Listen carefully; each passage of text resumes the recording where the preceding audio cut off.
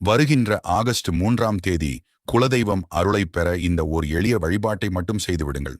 நீங்கள் பல நாட்களாக வேண்டியது நிறைவேறாததால் இன்று முருகன் இந்த பதிவை உங்கள் கண்ணில் காட்டுகிறார். இந்த பதிவு உங்கள் கண்ணில் தெரிந்தால் வெற்றிவேல் முருகனுக்கு ஆரோகரா என்று முதலில் கமெண்டில் சொல்லி பாருங்கள். ஆடி 18 என்றாலே குலதெய்வத்துக்கும் முருகனுக்கும் மிகவும் விசேஷமான நாள். இந்த ஆடி 18இல் குலதெய்வம் உங்கள் வீட்டில் குடியிருக்க இந்த 4 குச்சிகளையும் உங்கள் வீட்டில் கட்டுங்கள். முதலில் ஆலமரக்குச்சி, அடுத்து அரச மரக்குச்சி, வேப்ப மரக்குச்சி, கடைசியாக எலுமிச்சை மரக்குச்சி. இந்த 4 குச்சிகளையும் சுத்தமாக கழுவி அதில் ஒரு மஞ்சள் கயிறு கட்டி அதன் மேல் சந்தனமும் குங்குமமும் வைத்து ஆடி 18 அன்று உங்கள் குலதெய்வத்தின் பெயரை 21 முறை சொல்லுங்கள். பிறகு இதை உங்கள் பூஜை அறையில் வைத்து விடுங்கள். ஒவ்வொரு செவ்வாய்க்கிழமையும் தீபம் காட்டி அடுத்த ஆடி 18 வரையில் இந்த குச்சிகளை வைத்திருந்து அதன் பிறகு மாற்றிவிடுங்கள்.